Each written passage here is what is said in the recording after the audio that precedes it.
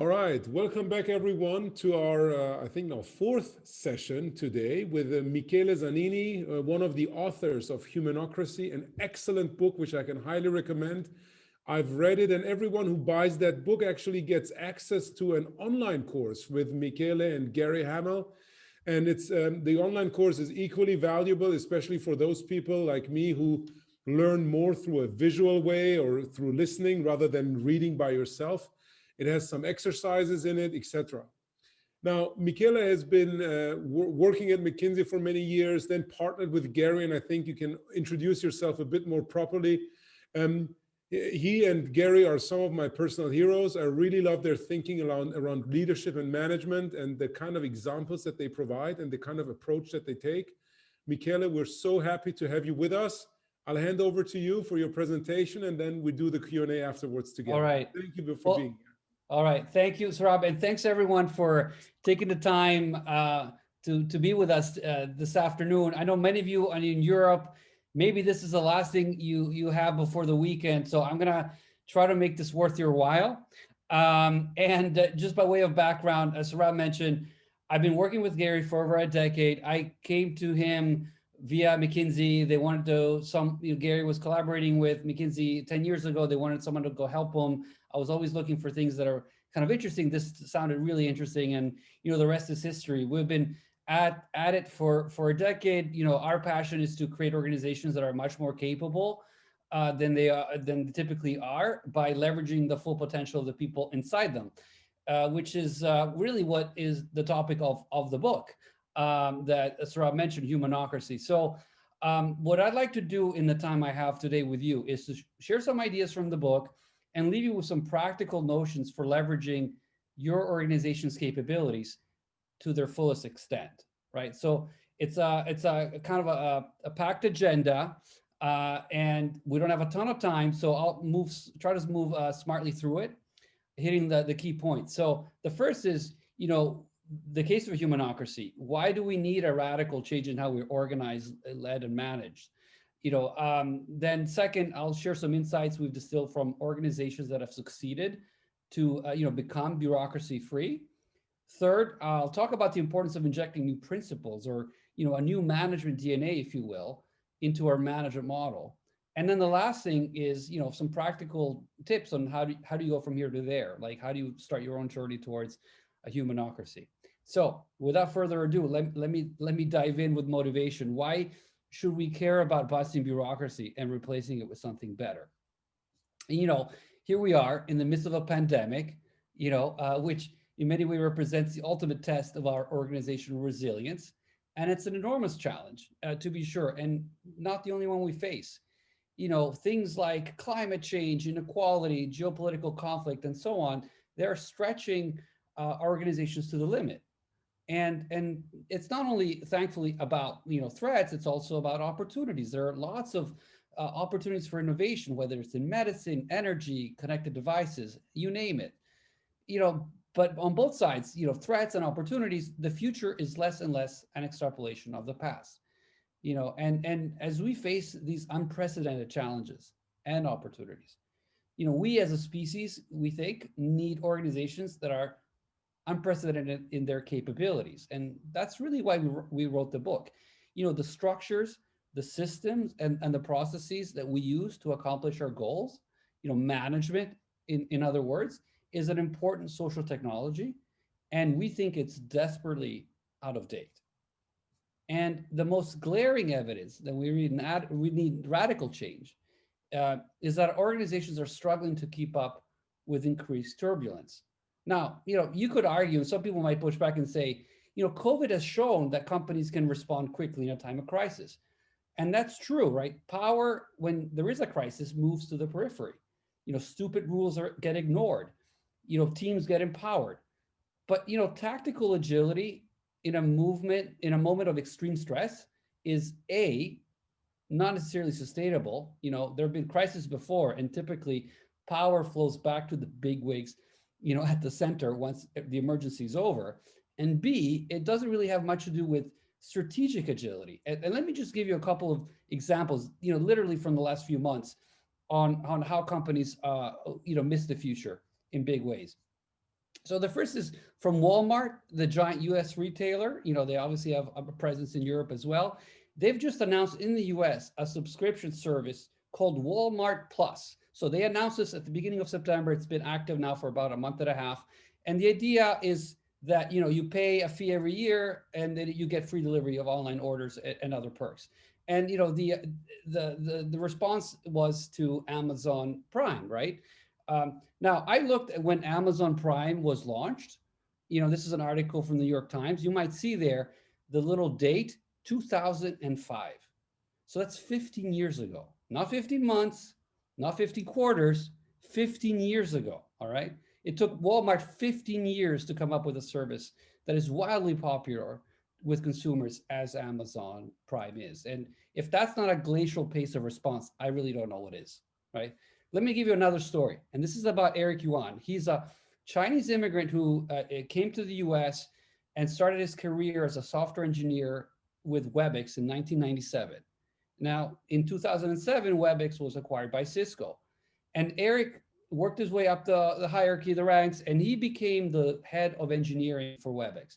So he supervised about 800 people. He had a great job, nice salary, but he was not very happy. And, he basically was very unhappy with how WebEx was stuck in the past. The service wasn't very good. Logging on was painful. There's no screen sharing from mobile devices, choppy videos and audio when you had lots and lots of people on the platform. So he pestered his bosses for a year, arguing that the smartphone age required, simpler, more intuitive forms of business video conferencing. But they wouldn't let him move forward with that idea. He was a fairly senior guy, but still he couldn't get enough of permission to go ahead and try his idea out. And this is what he said. He said someone else would come and do what he had in his own mind, create a cloud-based frictionless experience. So he ended up quitting Cisco and created his own startup to realize his vision. And that startup is Zoom, right? It's the world's largest and fastest growing video conferencing app, and the one we're using today. And at its peak, did I lose you guys? Yes, we lost your, yeah, now we're back. Am I back? Sorry. Java, I think a Java app is hijacked my computer. But I was saying, Zoom is has hundreds of millions of people participating in meetings every day like us, right? And the crazy thing about Zoom, that it's currently nearly worth as much as the entirety of Cisco, $150 billion. I mean, it's absolutely astounding. And you can think of this market value in a way as the price of inertia. What would have happened to Cisco had they let Eric try their idea out, right? And the irony, of course, is that Cisco has some amazing initiatives aimed at tapping entrepreneurs and innovations from around the world. They have a global problem solver challenge, which is, has amazing results. A huge network of developers. They have a corporate venture capital arm called Cisco Investments. They have co-innovation centers around the world. But even these very useful and impactful efforts aren't going to overcome the liability that comes by granting bosses the ability to kill ideas. And this is like an idea. He wasn't trying to build an automotive plant, in Asia somewhere. He was trying to extend a service that Cisco was delivering, which was a part of their core business. And we'll get into this dysfunction a little bit later, but to me, it's just like a remarkable example. And it's just the last and most maybe immediate and painful reflection of a broader point that pretty much all incumbents are famously slow to respond to new strategic challenges and opportunities. Today it's like perfectly normal for us to say that the newcomers are going to beat the geezers.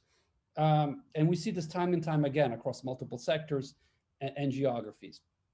So part of the motivation for us writing the book was to build organizations that can outrun the future, that can be truly agile. And there's also another motivation that was a little bit maybe more personal, maybe more induced by ethics and morality to care about this problem. And one of the big reasons why organizations disappoint us is because they're hobbled by their humanity. And maybe a bold thing to say, but all the data says that most people are not bringing the best of themselves to work, right? Now, you've seen probably this data around engagement. This is from Gallup, so I'm not going to spend a lot of time over it, but they indicate that around the world, only 15% of employees are engaged. And that's pretty scandalous, right? And unfortunately, consistent across time. Part of the reason why employees are not very engaged is because they have very little agency. They have very little autonomy. There's a lot of rhetoric around empowerment and delegation. This preceded even the crisis, but the facts don't bear the rhetoric out. If you look at large-scale surveys of workplace conditions from Gallup, from the European Labor Foundation, from other institutions in the US, what you see is that most people don't feel, the vast majority of people don't feel like their opinions count at work. 1 in 5. Less than 1 in 8 can influence decisions that are important to their work or are consulted on objectives that are, that really drive their own work. Less than 1 in 10 can take risks, to improve products and services. That's crazy. 1 in 10. All right. And 1 in 20 or thereabouts can, has any say in choosing their own colleagues. And, with little autonomy, people have no opportunity to exercise or build their creative skills, right? And, as a species, we have incredible capacity for lateral thinking, for creative problem solving, to be original.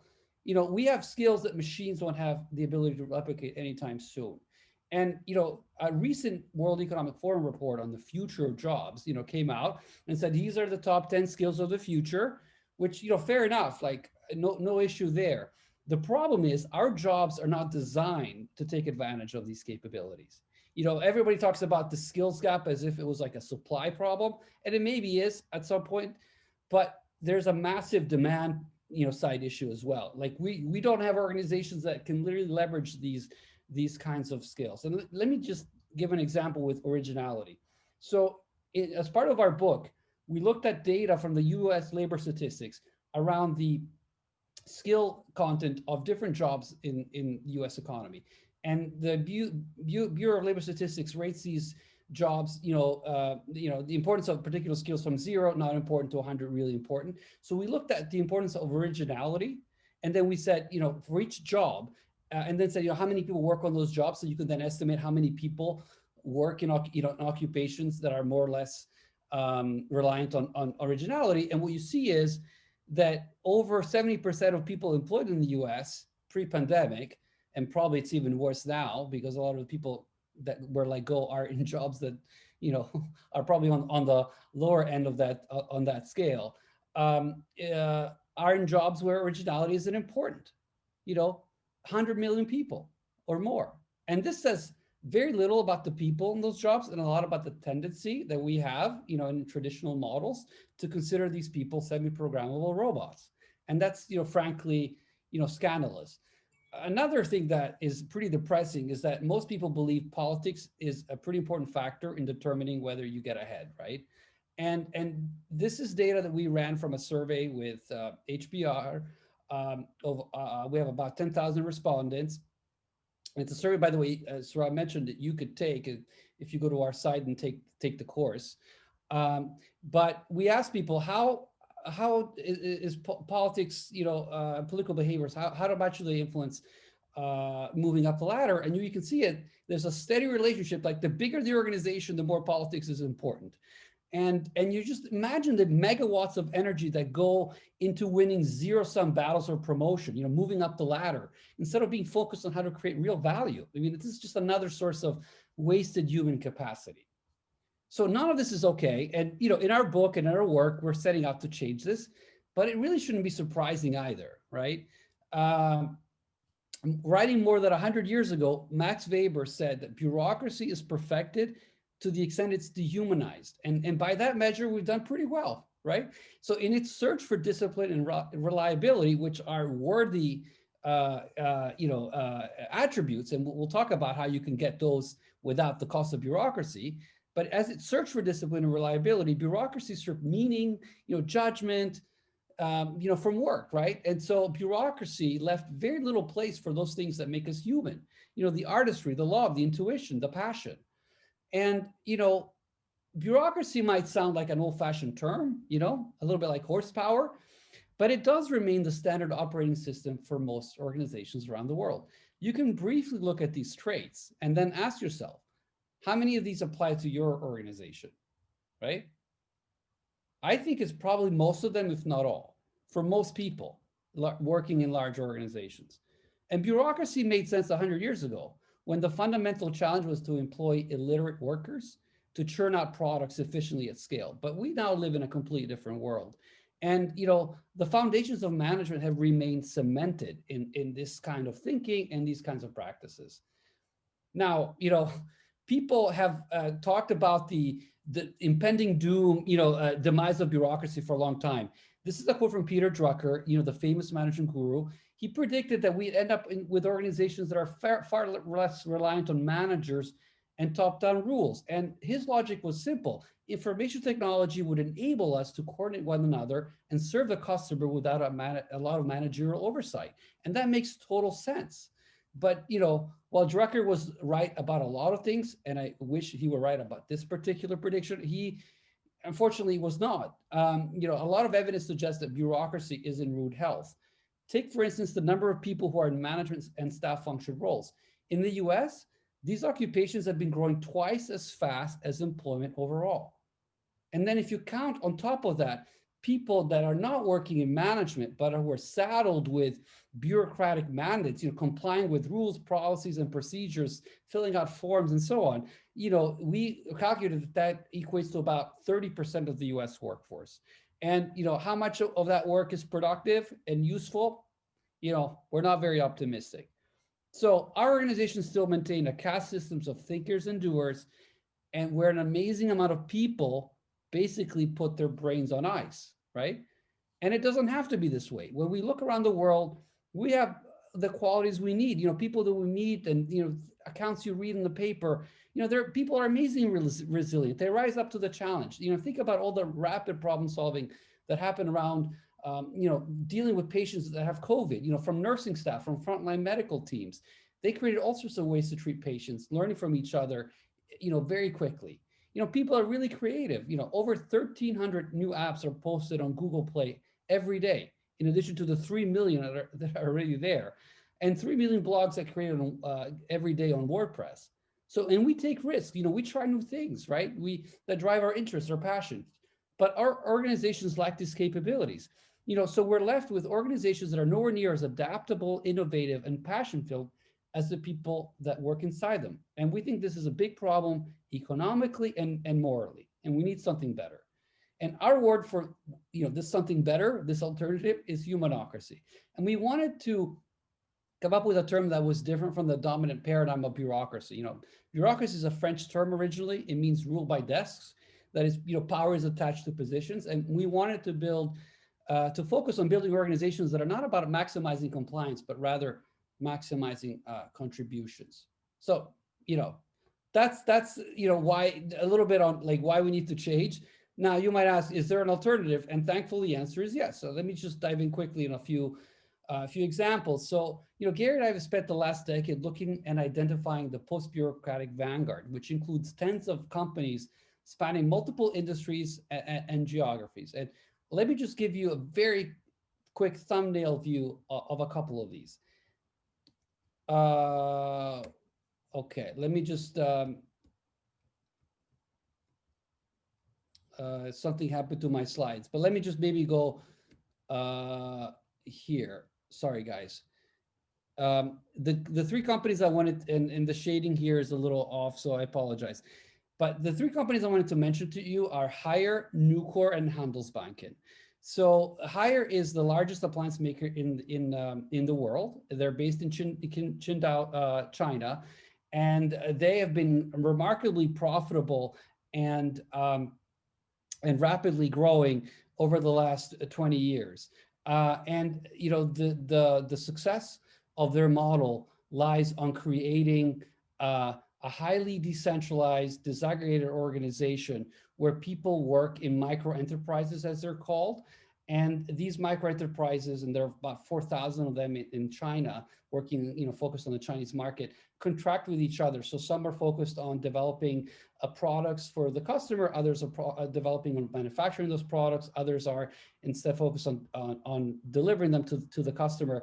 And they all work together through contracting, and they're able to deliver new innovative products that meet and surpass customer needs in a way that would be unthinkable if you had a more traditional hierarchical centralized system. The other company is Nucor. They are a steel maker in the United States. They have about 28,000 people. They're organized in very decentralized plants, about 75 different profit centers. Each plant is in itself organized around a lot of self-managing teams. And these teams have a ton of autonomy in thinking about how do they produce steel and get it out the door. And they are remarkably paid on contribute on the productivity. So as soon as they start producing beyond a certain rated capacity of the plant, they start generating profits that they pocket themselves based on whatever is the delta between what they're expected to produce and what they end up producing. And so they have all the incentives in the world to generate all kinds of process innovations, right, that allow them to churn out steel more efficiently than anybody else. And in fact, they are the most profitable steel maker. They have the most productive steel making process. Return on capital is greater than anybody in the industry. And they, if you look at profit per employee, revenue per employee, it's off the charts. And it's because they created these empowered teams that have the information, the incentives, and the skills to innovate every day. And the last company is Handelsbanken. So Handelsbanken is a Scandinavia-based bank, but they have a big operation in the UK as well, and in the Netherlands. And it's probably not surprising to you that Handelsbanken is decentralized into lots of different branches. But what's interesting about Handelsbanken is that these branches are a little bit like these micro enterprises at Hire and these like teams at Nucor. They are their own little businesses. They make credit decisions. They make pricing decisions.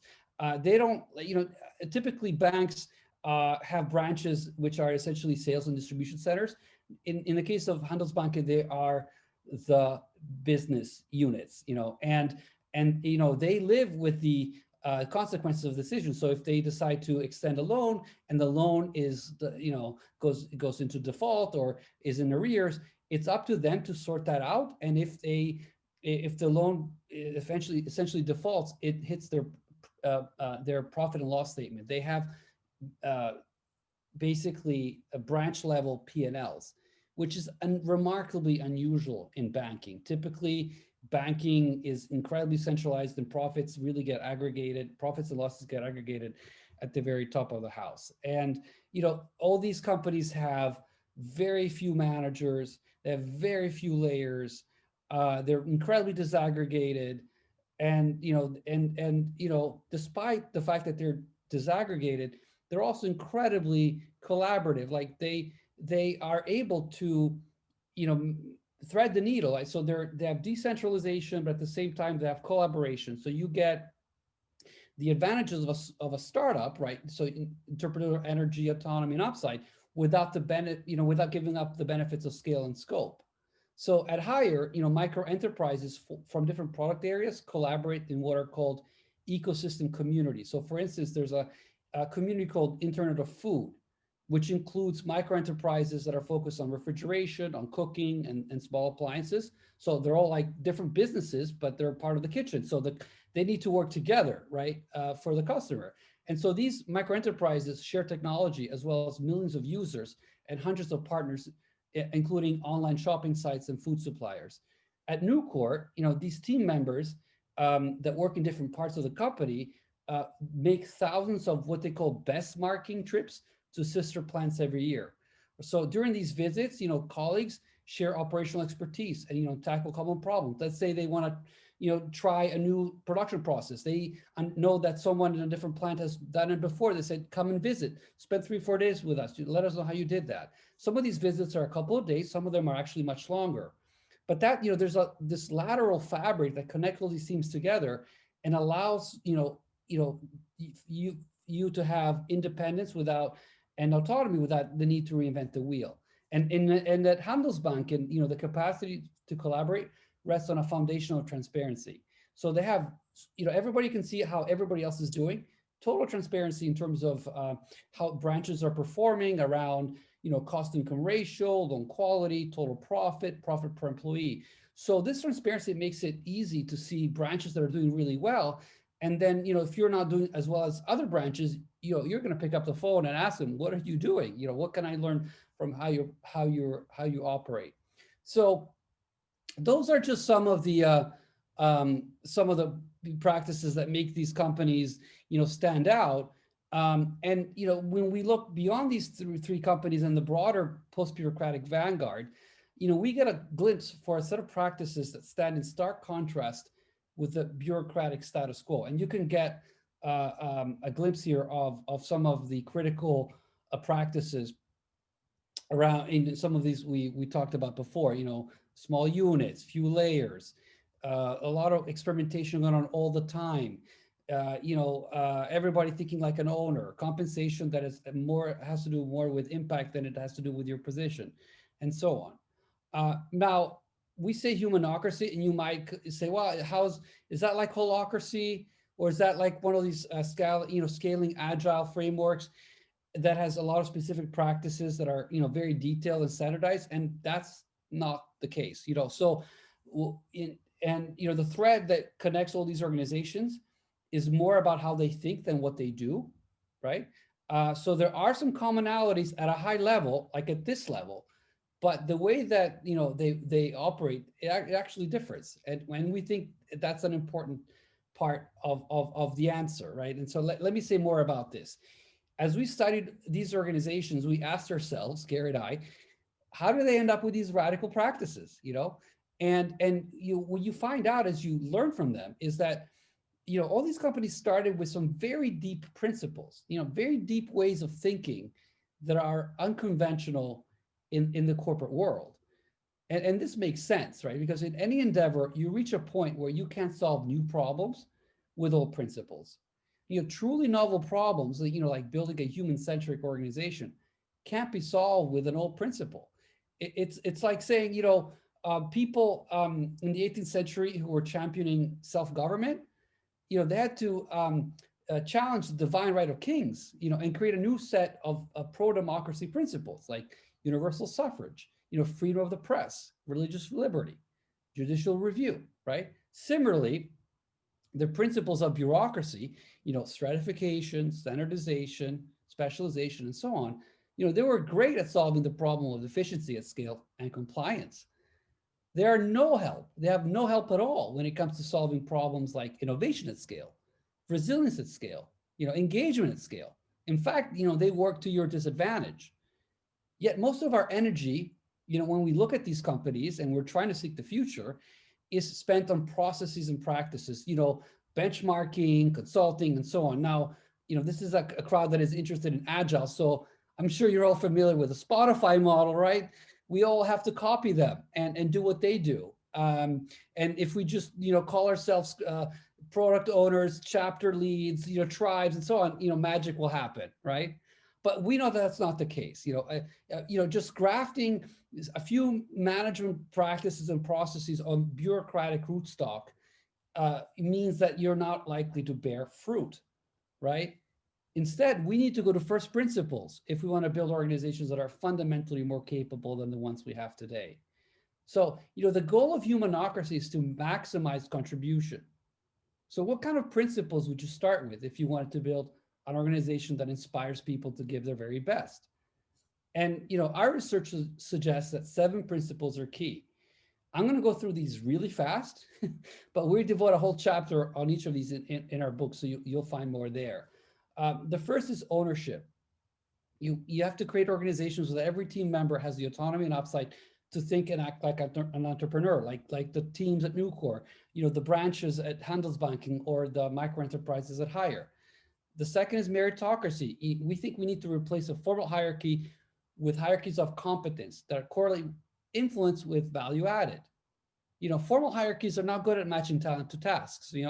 We know that most positional hierarchies are not hierarchies of creativity. They're even not hierarchies of leadership, even though we call, people at the top of the hierarchy leaders, we need something quite different. We need multiple dynamic hierarchies where your influence is a product of your peer attested competence, and this is a radical shift to be sure, but you see it in companies like Gore or Bridgewater Associates, one of the largest hedge funds in the world that we talk about in the book.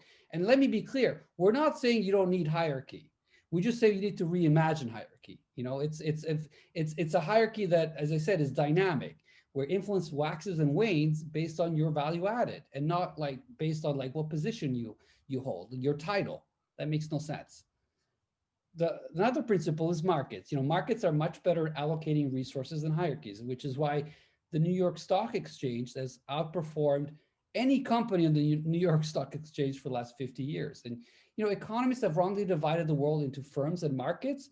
And they've told us that a company has to be managed by fiat, by administrative control, but that's not true. I gave you a glimpse of that with Hire, where they have internal contracts that create an organization that is highly competitive, malleable, and better at exploring the opportunity space. I mean, think about had like Cisco had the ability to, support their employees in creating little micro enterprises and given Eric Yuan the leadership of a micro enterprise, maybe, Zoom would be a Cisco product today. The fourth principle is experimentation. We need organizations where everybody has the freedom, the skills, the mentorship to experiment. Experimentation is the way you get to the future first, right?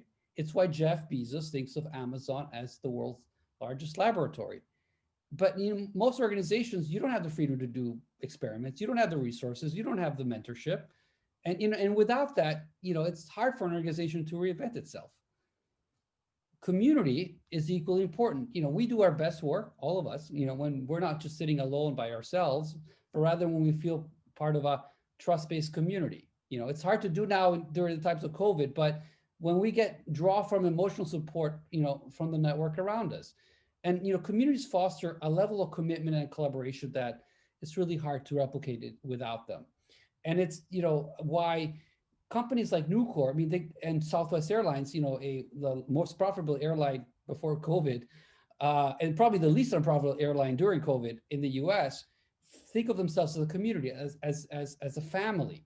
They have bonds between people of different, ranks and different positions that allow them to coordinate in a way that, for instance, at Southwest allows them to turn around planes much faster than anybody else. They have this relational coordination that is really hard to replicate in a bureaucracy. So every organization needs to be, in a way, a community of communities, right? And it's actually quite tragic if you look at Gallup data that only 2 out of 10 people believe they have a close friend at work. We also need organizations that are open, that learn from the environment around them, that encourage curiosity and candor. The boundary between a firm and the world around them needs to be incredibly porous. And the winners are those that are going to be best at importing ideas and resources wherever they sit. And the final principle is paradox. You could also call this balance. Gary and I had struggled with the right term for this. But the point is that you need an organization that can manage these tensions, between scale and entrepreneurship, between discipline and freedom, between efficiency and creativity. We've been told that these are insuperable trade-offs, that you can either exploit or explore. And typically the way the trade-off is not resolved is that you create an incubator, right? Those are the people that think about the future. The rest of you who are not working in an incubator, you need to, keep your head down and deliver on the business. That's just like nonsense. You can't do that. It doesn't work. There's no evidence that those kinds of efforts really bear any fruit. And we have a whole chapter on how you can do that, how you can kind of do the both and. You can, chew gum and walk at the same time. So, we really need to think about the work of reinventing management, about, taking these principles and then thinking about how those principles change the way we lead, the way we manage, and the way we organize, right? So, You're familiar with the business model canvas, I'm sure. So we have our own little management model canvas, right? And it's a way to think about the different aspects of your organization, how it's led, managed, and organized. And the idea is to inject the DNA of these principles into the way different elements of the management model. So let me give you a really concrete example. Take the principle of markets. How might that inform the kinds of practices and processes that run your company? How do you leverage the wisdom of the crowd, and the allocational agility that makes markets so effective? Just a few examples. Well, maybe you crowdsource company values. You get the wisdom of the crowd to tell you what should our purpose be, right? Instead of just having a few people at the top figure that out on their own, or call your PR firm to do that for you. You could create prediction markets for sales. We have a great example of Intel in the book of how they ran prediction markets, forecasting sales of future chips, and they were more accurate than the professionals in the finance function doing the forecasting. You can create internal venture capital funds to multiply the sources of funding for new ideas. You can create internal contracting, very much like the ones we talked about higher. You can create idea markets for stupid rules, so you can get rid of those. You can crowdfund, new ideas and help people like Eric Yuan, come up with the funding to try something that they couldn't get their boss to support. You can create internal markets for talents. Eliminate overhead allocation. Treat every frontline unit as a real business. And there's so many others. But the point is, you can take these principles as a starting point for reimagining different practices in the company. Okay, let me just, in the last 5-10 minutes, if I can, Sohrab, get into the here to there, because I might have convinced you, I hope I did, that the status quo is untenable, that there are alternatives, and there's a framework that we can use to imagine new ways of organizing, right? But like, how do you make this journey? How do you go from a management model that emphasizes compliance to one that energizes contribution? And there are no easy answers to this question. The fact is, if we have to be honest about it, many of the companies you've heard about today and that we feature in our book have been around for decades. And every year, thousands of MBAs learn cases about them in business schools, and hundreds of executives, pay them a visit, they do the pilgrimage and try to learn from them. And, despite that the number is indeed growing, which is hopeful, and the fact that they do have amazing performance advantages, they still represent a small percentage of all companies out there. And, why is that the case? 4 things. So the first is that each organization has developed its own unique management model, based on very peculiar factors, the philosophy of the CEO, the industry it operates in, even accidents of history, have they had an existential crisis they had to respond to? So what works for them in terms of specific practices and approaches may not work for you. And besides, as we said earlier, cutting and pasting someone else's practices probably doesn't, work out very well, right?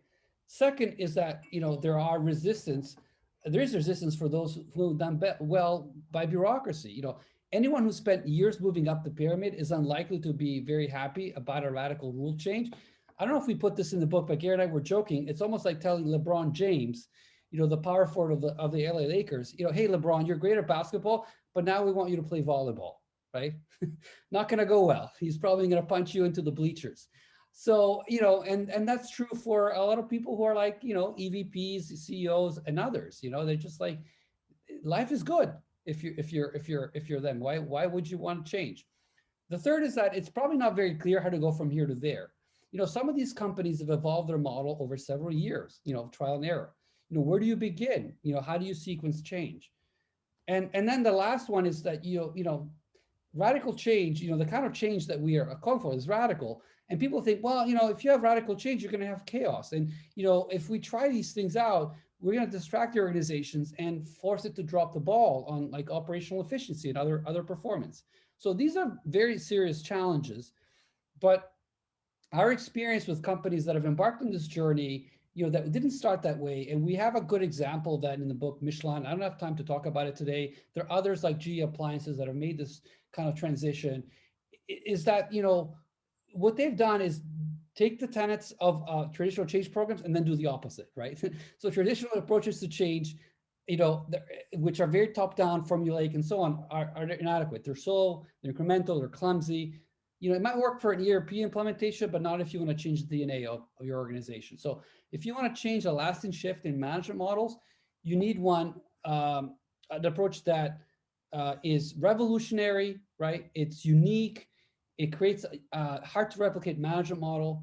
You know, after all, just a quick aside, we're all told that our business model need to be differentiated, right, to win in the marketplace, but somehow we settle for just copying and pasting or imitating someone's management model, which, you know, probably the uniqueness of the management model is probably even more important. At hire, the fact that people can't copy the higher model is due to the fact, you know, it's probably more important in sustaining their advantage than the fact that they can't copy their, you know, their refrigerators and the technical specs in there, or the way to go to market.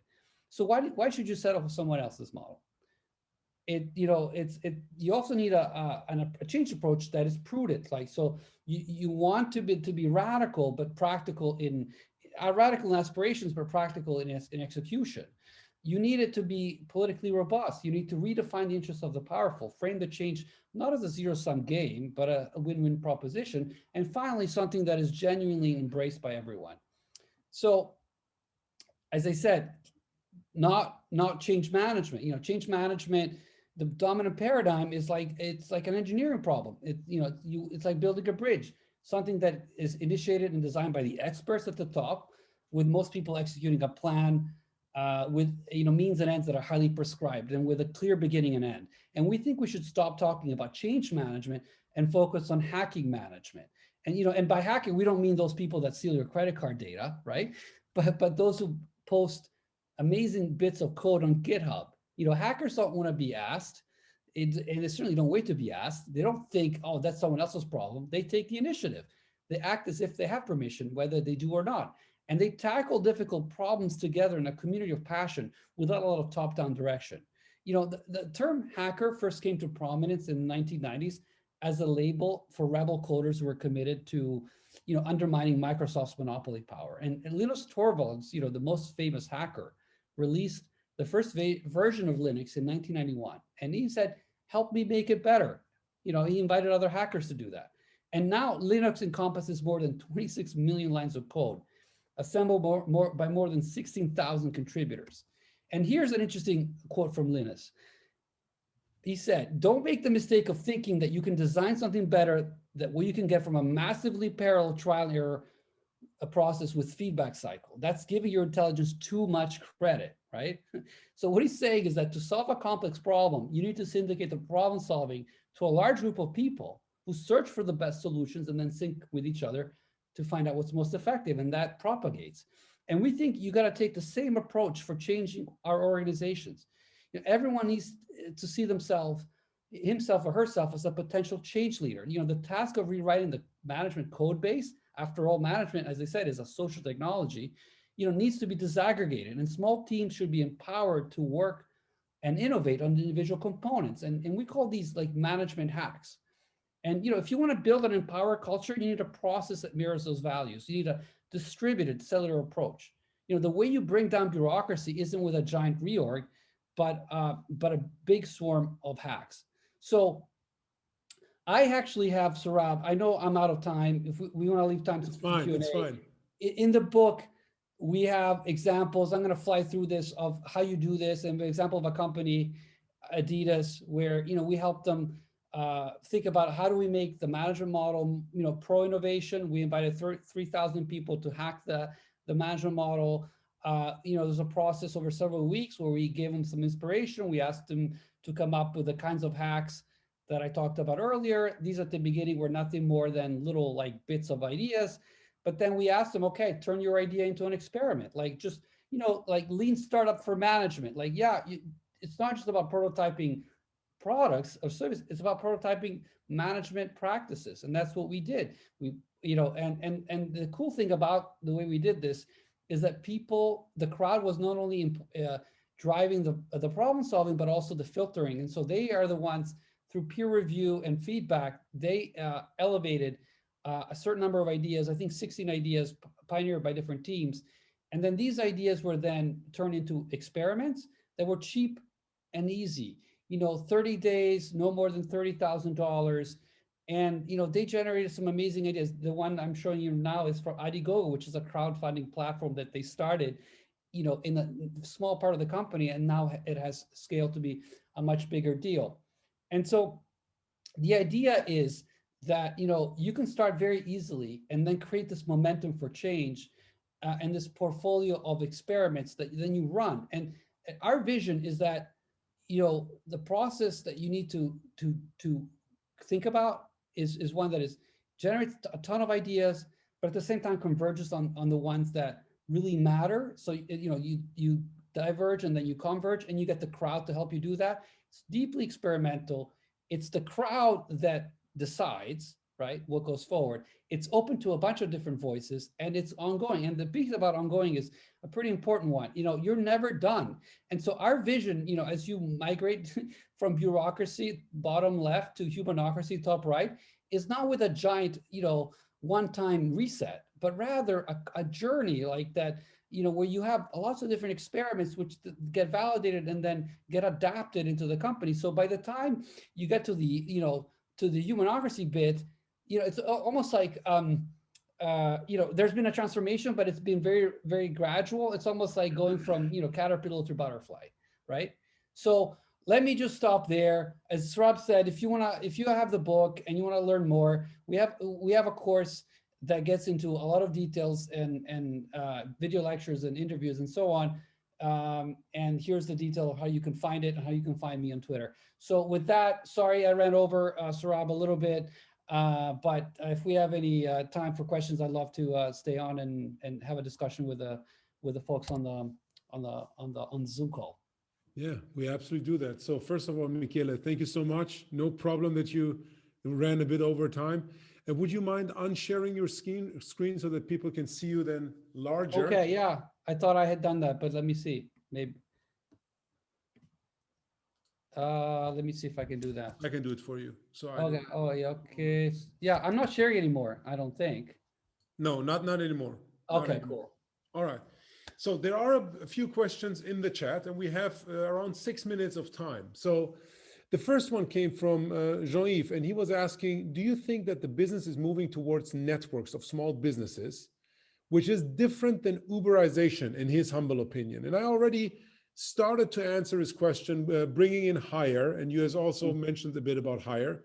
Can you go a bit deeper into the micro enterprises that Hire has created? Yeah, so basically these are units of about 10 people. And as I said, some of them are focused on, product management, if you will. Like they are the ones who come up with the value proposition, like, oh, a 3-door refrigerator, let's say. They're the ones who essentially try to create the concept.